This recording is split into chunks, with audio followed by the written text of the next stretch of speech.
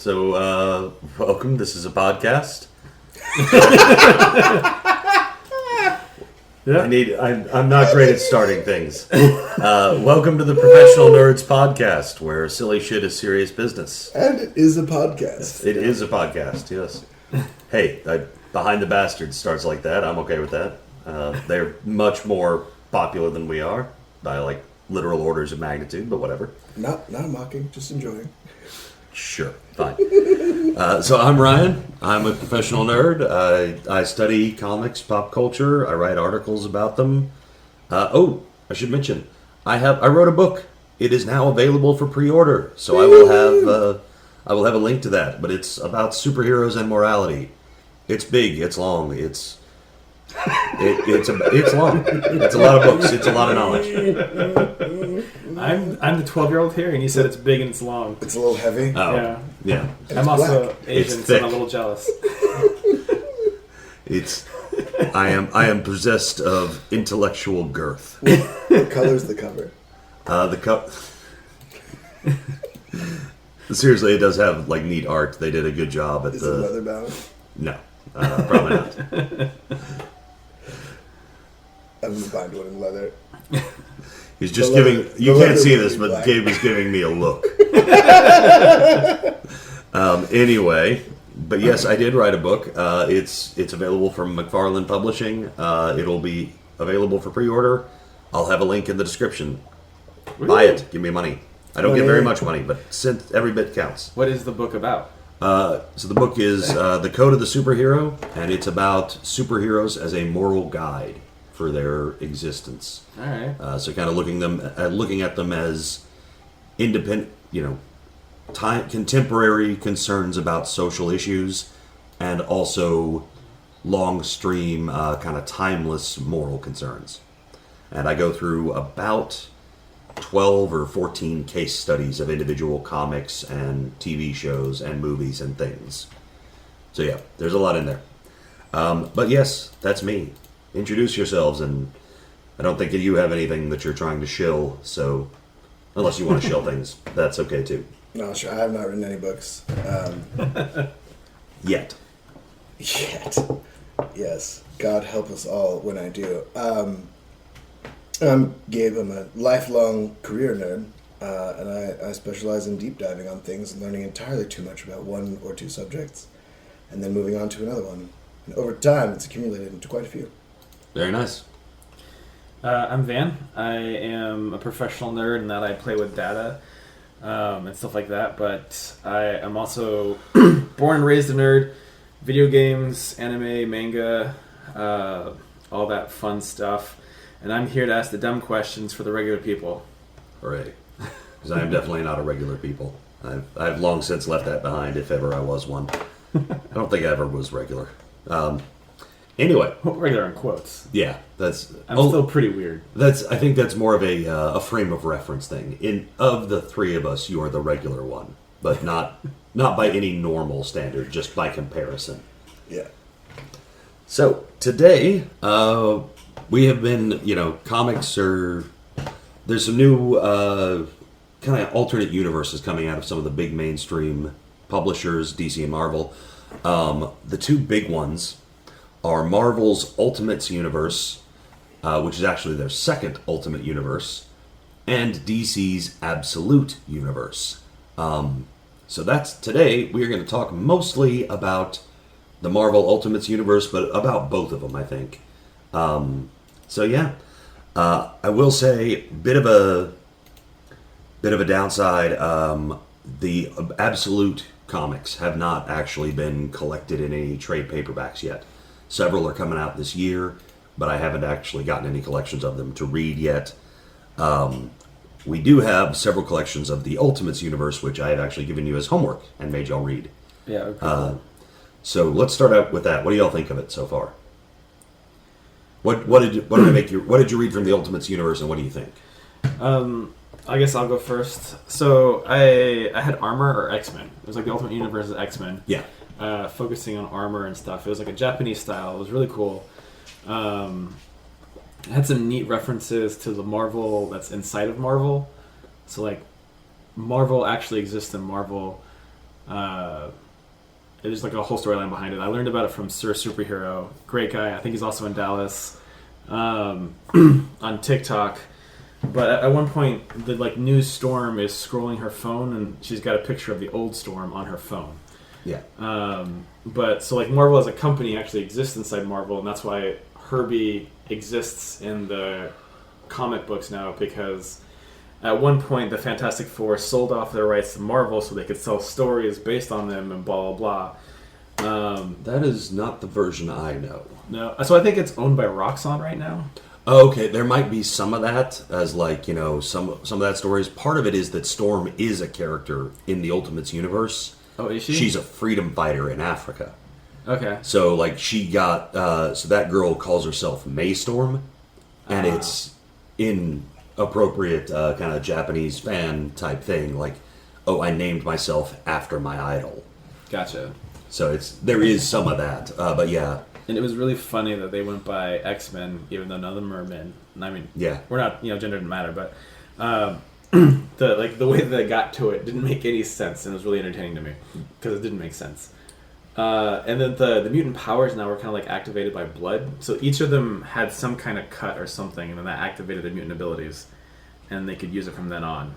And there's like that weird freaky dude who they also like. The main character kind of helped make, I think, because there's a scene where they do the Ouija board, but they never say bye. And they make a point of saying that you're supposed to say bye after using a Ouija board, otherwise the fox spirit still inhabits your body. And they had this weird nerdy kid running it with them. It was, I believe, supposed to be the Shadow King, who was an X-Men villain. Like he's who Xavier fought in Africa right when he met Storm. I gotcha. It reminded me of an episode of Mob Psycho where a guy was using his psychic abilities to be a peeping Tom.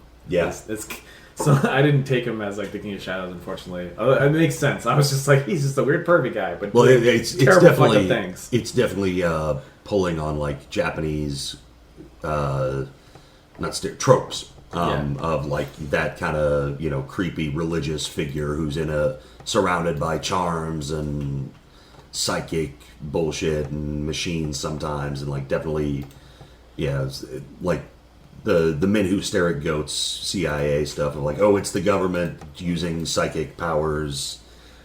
You know, somebody's been watching Akira type stuff. Yeah, but it was very enjoyable. It was a short read. It didn't get to the conclusion. I think it was 3 episodes or 3 issues. Yeah, it's an ongoing series. Yeah, it was kind of the start of it. It was really good. I enjoyed reading it. But yeah. So yeah, did you read any Ultimate stuff, Gabe, or no? We read the Miles universe. Okay, yeah. Stuff. So that was the first Ultimate universe. Yeah. So perhaps I should give a general history. Yeah. So the Ultimates universe, the first one, started in 2001, either 2000 or 2001. I remember its first big thing was Ultimate Spider-Man. And I remember it because the first free comic book day, I got Ultimate Spider-Man number 0. And a lot of the number 0s are just like, it's the number one issue, and they just cut it in half or whatever as like a teaser. But it was the first free comic book day, so it was real exciting. But basically, in the 90s, I think I mentioned in a previous episode, Onslaught, they had a giant villain who sort of killed all the Marvel heroes, except he actually shunted them into another universe, or a bubble universe, and they started over with Heroes Reborn. This didn't sell great, but the basic premise of let's start everything over for the kids, $4, still stuck with Marvel. About 10 years later, they said, all right, let's try that again, except this time with the millennials. So we'll start a brand new universe, and it's the same stories, but told in an updated setting. So we're just modernizing everything. Some of this it started off interesting. Like Ultimate Spider-Man was pretty cool. Mm-hmm. A lot of it was the same. Aunt May was younger. She wasn't a doddering old lady. She was, in her 60s, but he didn't hide his powers because he was afraid she was going to have a heart attack and die, which is literally why Peter Parker in the early ones doesn't tell Aunt May, because she's like in her 90s. One shot could kill her. But some of it was interesting, like the the spider wasn't radioactive. It was a genetically modified experiment. Some of it was just stuff like that. Very surface level. Change the little stuff. He has cell phones now. Some of it was deeper, like Green Goblin wasn't Norman Osborn in a mask. Mm-hmm. He was the giant, like, goblinish monster that spits fire. I thought he was terrifying. Yeah. If you see him in Across the Spider or Into the Spider-Verse, that version, that's the Ultimate Spider-Man version. Also, Venom was like a genetically modified experiment that Peter's dad did, and then it got mixed with his spider-powered blood and turned evil. Interesting. Yeah. Frankly, a lot of it was not great. And then that was Spider-Man. There was other Ultimates comics came out. Ultimate X-Men was a big one. And again, I had, like, when I was in high school, my parents got me subscriptions to Ultimate X-Men and Ultimate Spider-Man. Nice. And they were really interesting. But they also kind of, they ran out of shit to do with them. They didn't know what they were doing. A lot of them had really dumb storylines.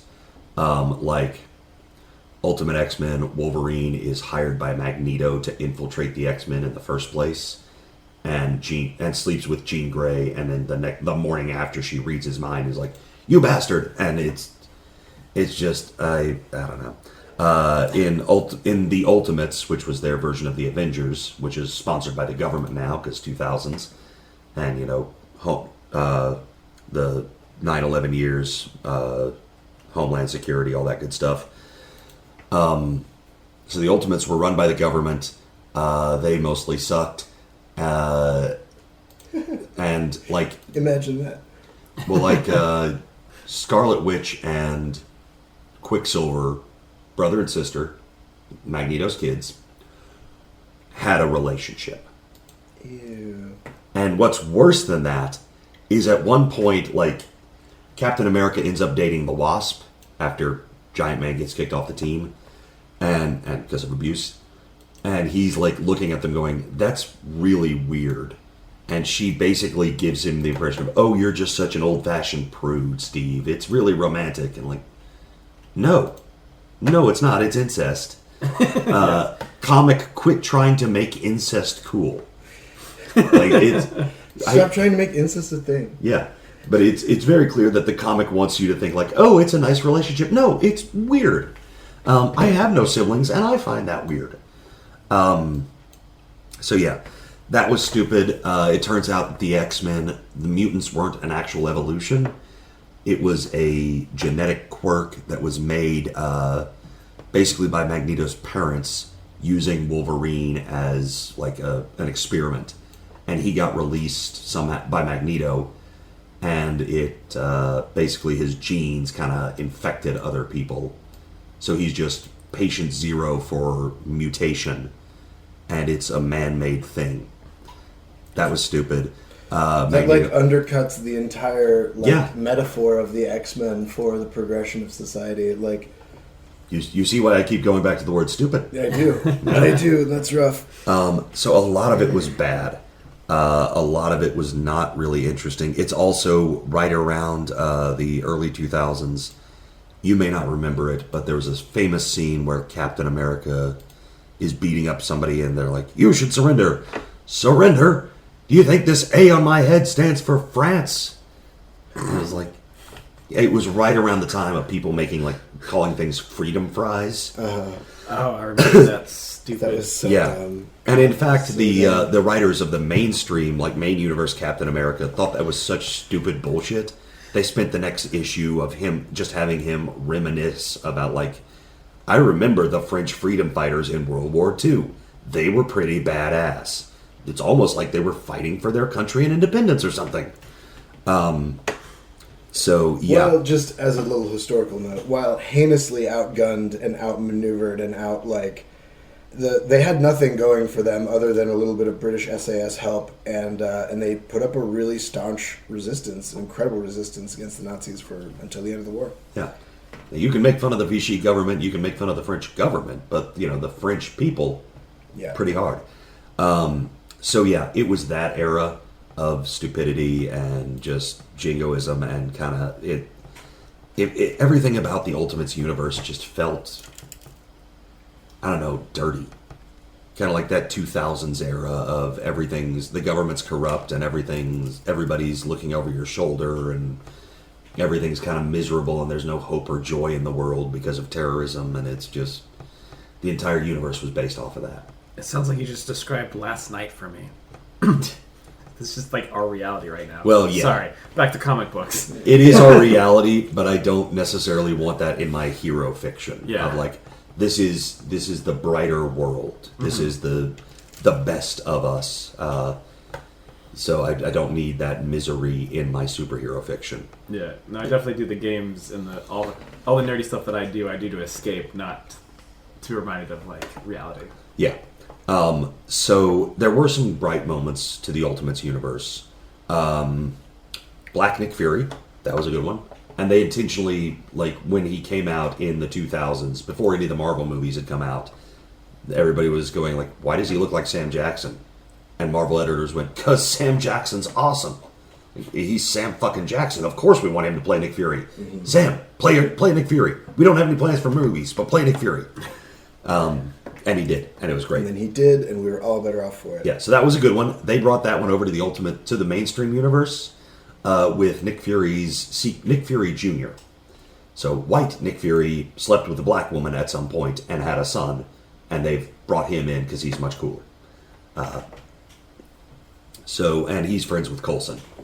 So that was a good one. One of my favorite parts of that Miles comic is that they're in this first Miles Morales comic, like the Peter Parker from the main universe ends up in the Ultimates universe for a while, right? Yeah. And so he's having this conversation with Nick Fury, and Nick Fury's like, "So you're from a different dimension?" He's like, "Yep." And he's like, "How is it over there?" He's like, "Yeah, it's pretty cool." He's like, "Do they have Nick Fury over there?" He's like, "Yeah." He's like, "How is he?" And he's like, he's white."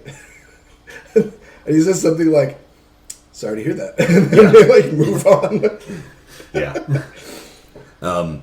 So the other good, really great thing to come out of the Ultimates universe, the first go-round, was Miles Morales, who is... I love Peter Parker. Peter Parker is a great Spider-Man and will always be my Spider-Man. But Miles is also equally Spider-Man to me. And he brings back a lot of that childhood, like, wonderfulness and, early days working on it, the kind of purity that early Peter Parker had. If you liked any of the home movies, the MCU Spider-Man movies, all of that thing of like him being at the special school and having Ned his buddy, well, actually in the comics it's Genki, but all of that, the chubby Asian best friend and the school, and that's Miles.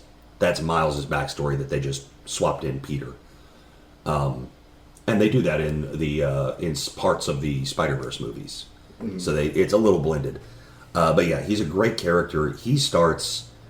They kill Peter Parker in the Ultimates universe. He comes back right before the whole universe gets shut down, finally. Which cheapens the whole, like, passing the torch, but whatever. Yeah. So he dies, like, publicly, gets unmasked and dies fighting Green Goblin in front of his house after getting shot by the Punisher while he's saving Captain America's life. Okay, I thought the Punisher shot him. Yeah, okay. So the Punisher shoots him. It's not an instantly fatal wound, but it's a bad one, and then he has to go fight the Sinister Six because they're attacking Aunt May. And he dies from his wounds. Everybody sees this. The entire city goes into mourning. That was the other good thing that the Ultimates universe did. When Magneto drowns New York, because he reverses the Earth's polarity like he's always been threatening to do, J. Jonah Jameson has an aha moment. Like he's standing there, in a skyscraper that's underwater, like watching a woman drown in a taxi cab that he can't do anything to help her because he's, trapped. Sees Spider-Man dive in from above, save the drowning woman, like risk his life to save her, and goes, "Oh shit, I'm an asshole." Mm-hmm. And then proceeds to have, right as the world is drowning, like, I was wrong about Spider-Man. He is one of our heroes. Everything I said was wrong. Later, he finds out who Spider-Man is. And, they both get kidnapped. It's like, okay, I know who you are now. You work for me. Every day after school, you will come to the Bugle. You will check in, go to your office, put on your costume, and go out and save people. I will give you a check for this. half of that's going into your college fund, and anytime anybody you need to cover for anything, you call me and I will give you an alibi. And you go out and you save people. Nice. So yeah, occasionally Ultimates Universe was the first to make JJ actually an okay guy sometimes. They've done that in the new Ultimates Universe too, which is good. But Miles Morales takes over for Spider-Man early, like, I love in the comics, he runs around in, like, the store-bought Spider-Man costume, like in the movie. And everyone he runs into is like, wow, that's, like, in really bad taste. Yeah. And he's like, yeah, I should probably get a different one. Yeah. Every villain is like, you're not him, are you? No, I'm not him. And that's in really terrible taste. Even the people sorry. he saves, they're like, I mean, thank you, but, like, come on, man. And he's like, I'm sorry. And it takes him a while until he gets his new suit, but everyone says it. My first thought was like, anytime you could have just said, it's an homage. Like, that would have, I'm trying They to... even says that. Like, Oh, one of the yeah. guys that he rescues is like, I get if you're trying to be, like, a tribute to him or something, but, like, still way too soon, man. Like, way too soon. Like, Yeah. But that was one of the better parts of the comic. So yeah, Miles is great. He takes over for Peter. He works with S.H.I.E.L.D., but he also works independently. So eventually, they tried to end the Ultimates universe with Magneto destroying everything, and then they just kept it going. Like, Wolverine gets nuked, and they keep going. They bring in his son for, like, half an episode. All the mutants go to internment camps. It's just... You said he gets nuked. Does he get nuked and keeps going? No, not literally. Like, Oh, okay. Iron Man and Cyclops blast him into oblivion and, like, incinerate him, and he's just dead. Oh, it worked. Yeah, it worked. He's not coming back. So yeah, they tried to get rid of it, and then it kept going, and then they tried to get rid of it again. They finally got rid of it with what was called... So if you've seen, like, Doctor Strange Multiverse of Madness, when they talk about incursions, that's going to be a big plot point in the MCU, because that's what happened with the Secret Wars storyline. Basically, too many multiverses crossing over, they start collapsing and, like, having to eat one another. Eventually, all of them start collapsing. The big showdown in the comics is between Mainstream Universe and Ultimates Universe. And then everything collapses, and Doctor Doom and a few others save the remnants of all the universes and smash them together. And then a whole storyline happens, and he loses the power, and they have to remake the multiverse. And in that remaking, the Ultimates universe is gone completely, and only Miles and one other character are saved. And Miles, because he was nice to some people, gets, like, shuffled into the Mainstream universe. They kind of merge his backstory. So he gets saved. He's part of Mainstream Marvel now and is wonderful. No notes. Miles is great. The other character to get saved is the Maker, who is Reed Richards. So Reed Richards... He's got a skin in Marvel Rivals. Yeah. Sorry. oh, yeah, he does. Yeah.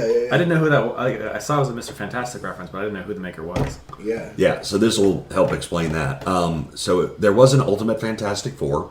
I also read that. It was meh. They end up with the whole ultimatum thing.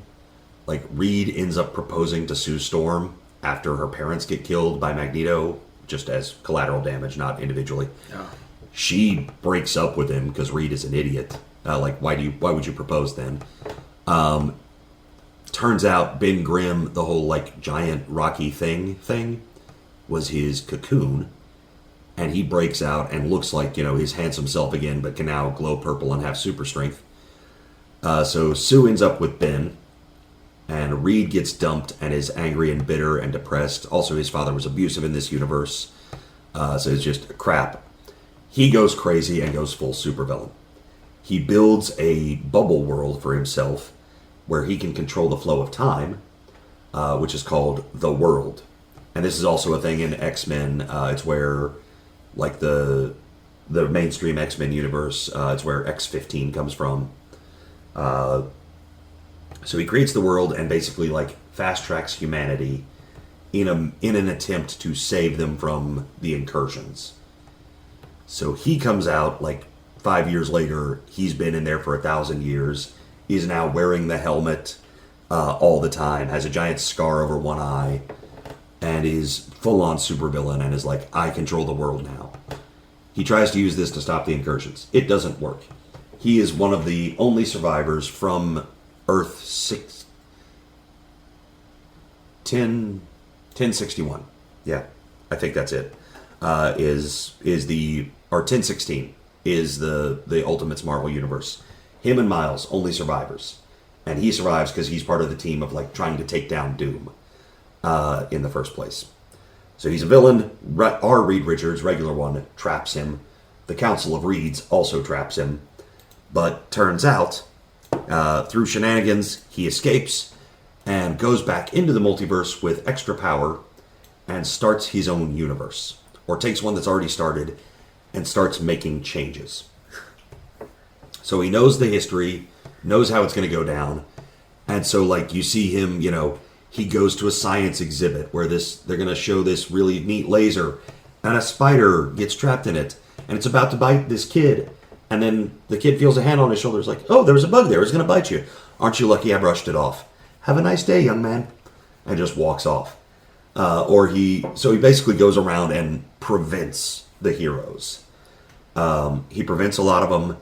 He ensures a lot of them die. Like, he makes sure that all the Fantastic Four die, because he's very bitter about everything about the lucky Fantastic Fours. And so he kills himself? He kills this universe's... Well, no. He kills all of the other Fantastic Four. Catches this universe's version of Reed Richards. This is 6160. And makes him into Doctor Doom. Puts him in the Doctor Doom armor and enslaves him, making tech. Because like, you're a super genius, you work for me now. He makes Howard Stark Iron Man. Like, gets him to become Iron Man and team up with his business partner, Obadiah Stane, so that they're buddies and running the company together. And Tony Stark is just his, you know, very bright and precocious but spoiled rich kid son. There are no countries anymore. They're just like kind of principalities controlled by various groups. Regions. Xavier and Magneto don't get got early, so there's nobody to like foment the mutant movement, which means that mutants are just kind of a small minority group with no real power, and nobody really cares. So in Japan, the people who run it are trying to turn them into a power base using religion and using that Shadow King guy. Gotcha. Africa is ruled in part by Storm and the Black Panther and representatives of Khonshu and Ra. So Moon Knight and a representative of Ra rule Egypt, and T'Challa controls Wakanda. The Hulk is still the Hulk, but he's enlightened and peaceful now, and is one of the rulers of the world, and took over all the magic martial arts cities. And all of these guys who rule the world work for the Maker. He is the ultimate ruler of the world. They run everything from behind the scenes, and he is there to like make sure that everything goes the way he wants it. Howard Stark figures this out, freaks out about it, meets Kang the Conqueror, who we don't know who that is. It's clearly somebody, but he's like attacking with the Ultimates heroes from the first Ultimates universe, except they're clones and like time shenanigans. Basically, the Maker gets trapped in his world for 2 years, and Tony Stark gets all the secrets and starts sending out like messages to the should-have-been heroes of like, here's what you know something's missing from your life. You know it was supposed to be like this. Take this. Here's your chance to be a hero. Let this bug bite you. Yeah, that's what Spider-Man gets. A Spider-Man in his 30s, married to Mary Jane and with 2 kids, gets a ball with a spider in it. Says like, if you want to be the hero you know you were meant to be, let it happen. I'm in a time loop because timey-wimey, so hopefully in a year when I come out, you'll be waiting for me. Spider-Man does. Interestingly, Hawkeye, he gets one of the messages and just tosses it. He tosses the bow and costume in a dumpster, and it gets picked up by an actual Native American person. like a Native American is going to be Hawkeye, which is pretty cool. But you also get stuff like the X-Men, who have no link to the regular world. So it's a lot. It's not just retelling the stories; it's completely reimagining them in many ways, and in ways which are really, really cool. Yeah, and that's all provide very some really fascinating takes. So, like, I love seeing adult Spider-Man trying to figure out, like, how do I do this with a wife and kids, and really not being very good at it.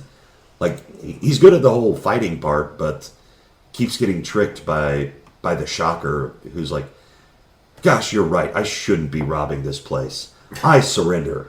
What? Really? No. Bam! I'm like, God damn it. And then it works like 3 times. And every time. He's just too nice. He's too good. Yeah. He's too good. But it's a really interesting take. Like, Harry... Oh, that was one of the other things. One of the first things you see in Spider-Man is they go to the Daily Bugle and J. Jonah Jameson's storming in. Parker! Parker! Hi, Jonah. How you doing? Hey, Peter. Good morning. How's it going? No time. Parker! And it cuts to Ben Parker, associate editor. Like, yes, Jonah, I've heard you the last 5 times. Then why didn't you say anything? Because fuck you, that's why. Fine, fuck you too. Turns out they're old, like, absolute best friends, old hard-ass newspaper hounds together. And Jonah is, like, Peter's grumpy, lovable uncle. So, very close to him and, again, a grumpy old codger, but clearly loves and supports him. Yeah. So it's a fun take on, it's not just the same old J. Jonah Jameson. Or the same old Uncle Ben. Or the same old Uncle Ben. In this one, it turns out Aunt May is gone, but she died in, like, the terrorist attack that was Howard Stark fighting the Maker a year previously. So, it's a new thing. But it's a lot of different takes. It's a lot of reimagined takes. It's a lot of diverse takes.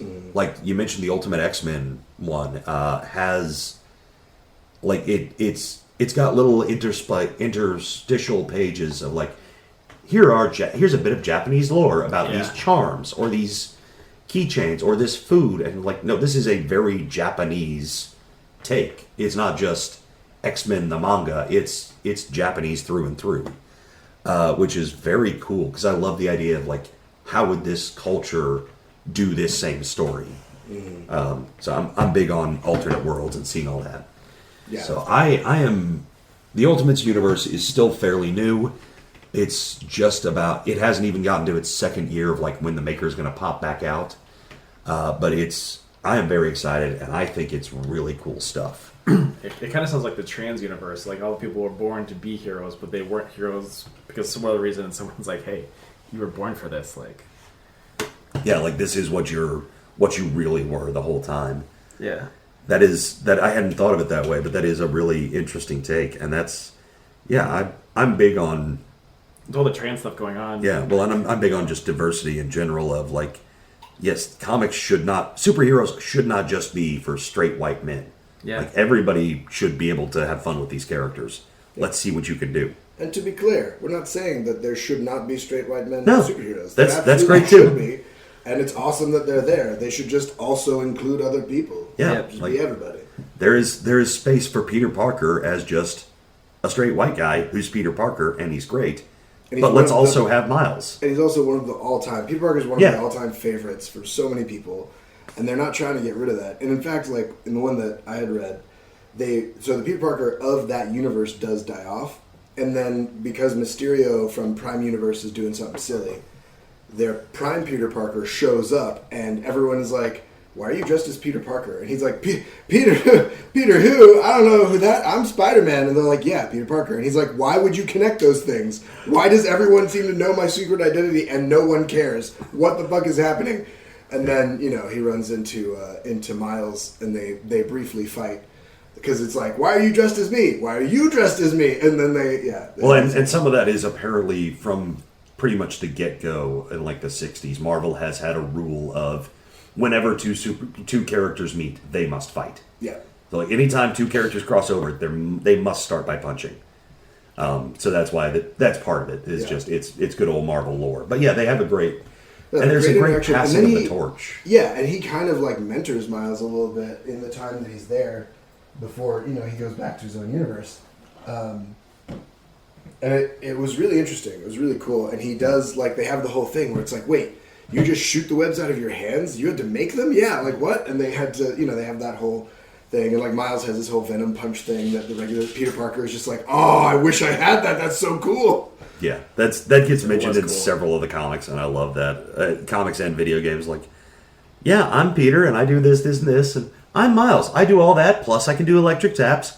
Not fair. And go invisible. Yeah. Although it does a little bit play into the stereotype of the like black superheroes with electric powers. Yeah, somebody pointed that out. I was like, why does Miles have electric powers? Yeah, that is not a spider thing. I get Venom Bite, which is what they call it, and I was like, yeah, that makes sense. And I get that visually in the comic you'd have to find a way to illustrate that.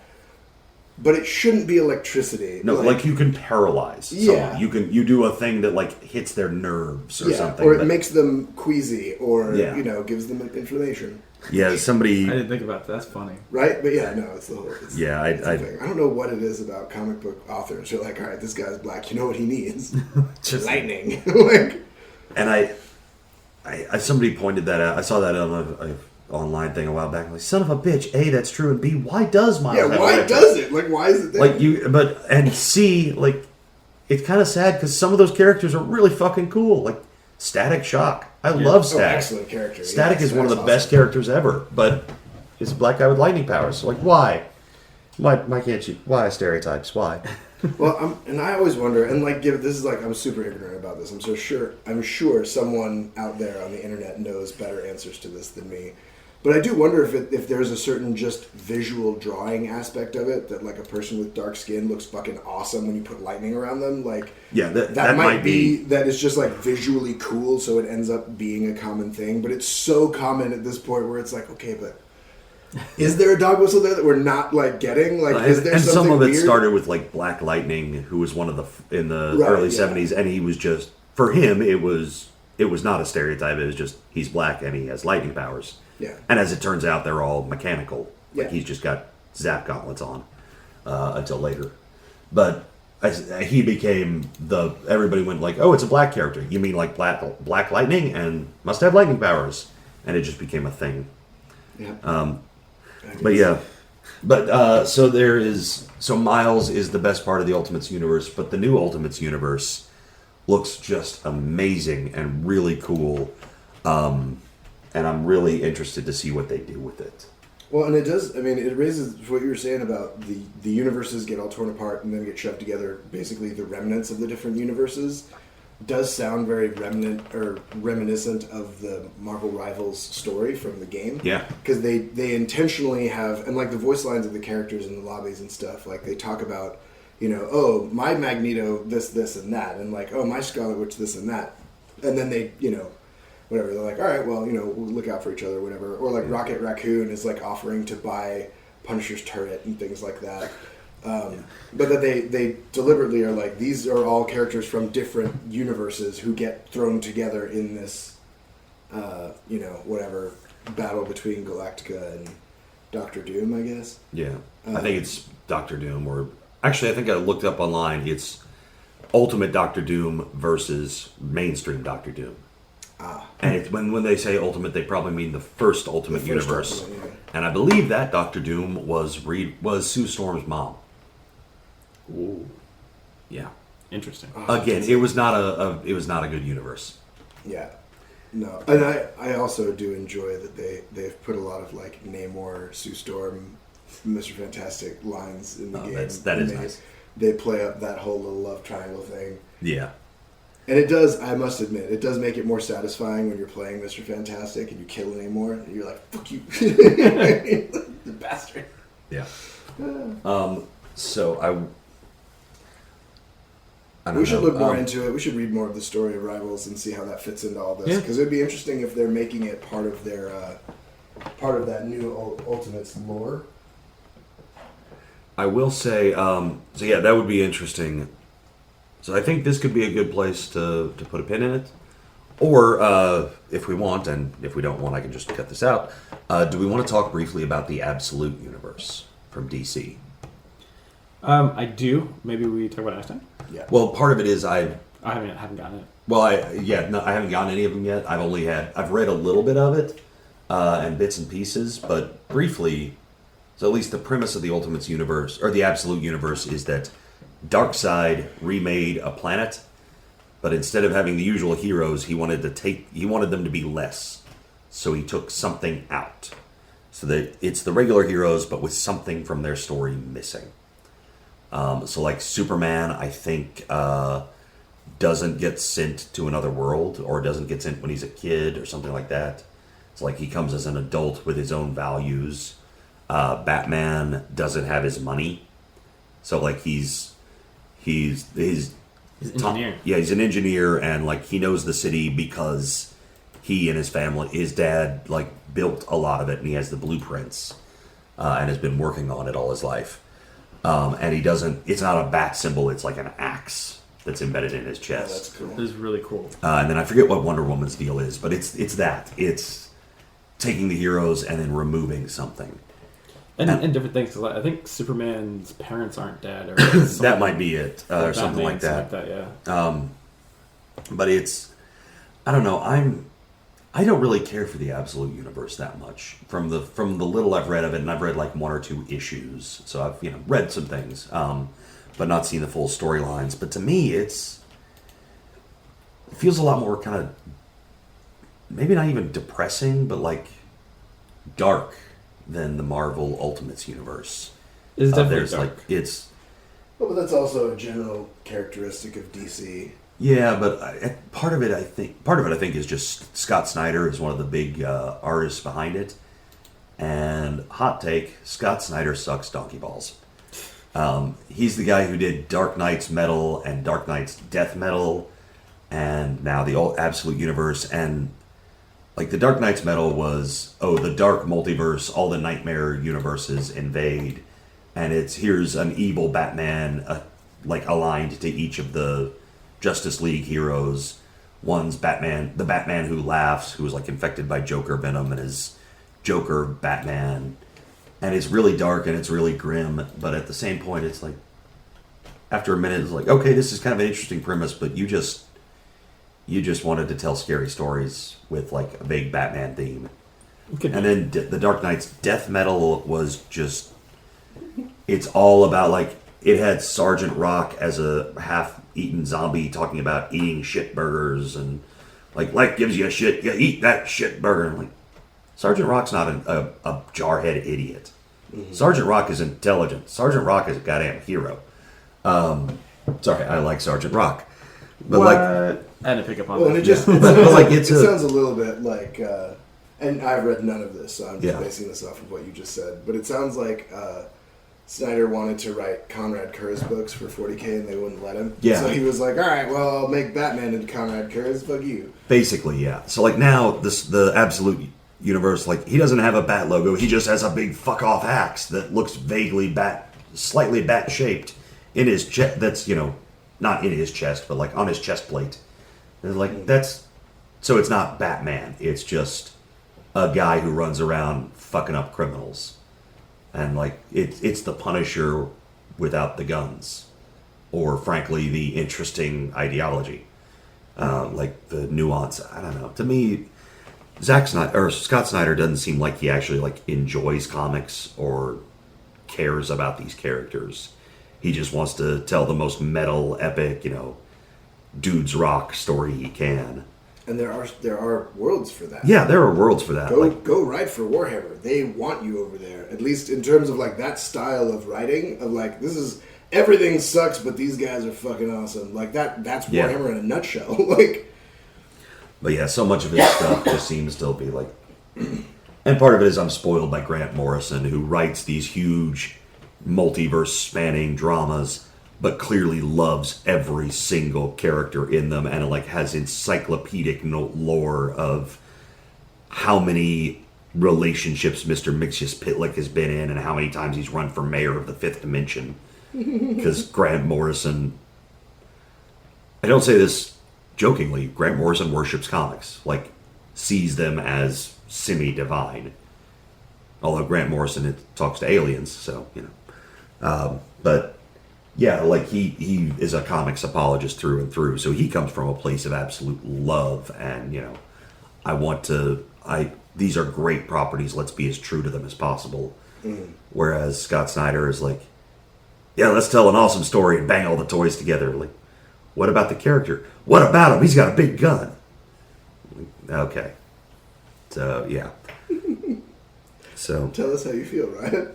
you don't want to know how I really feel. On this segment of Ryan talks some shit about a guy. Yeah. Granted, that's half of my comedy styling of just talking shit about people who are much more famous and talented than me.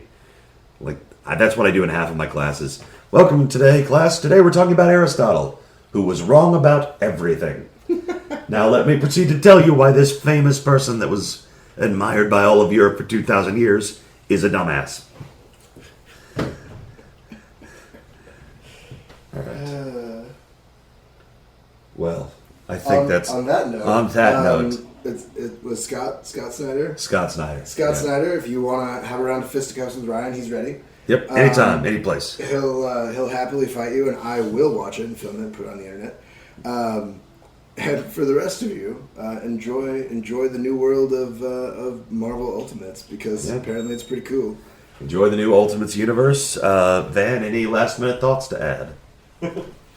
Not much. I think the new DC one is an interesting take. It is a little darker. I'm probably gonna try to read a little bit more of it, but yeah, I'll try to keep an open mind. I would have more hope for it if it was somebody else writing it. The premise seems interesting. Yeah. My concern is so much I don't trust Scott Snyder to do a good job with it. That's fair. But like, if you want to, I would be interested to see what would Superman be like if he had Jor-El in his life. Yeah. Yeah, no, that is a really interesting premise. Yeah. I will also say that sounds really cool, and I'd be very interested to see that. But other than that. All right. And since we'll read it, since we don't have any beef with Scott Snyder. Well, we'll read it when it comes out, and we'll do another episode talking about it, I'm sure. Yeah. But until then, take care. Stay nerdy. Stay nerdy.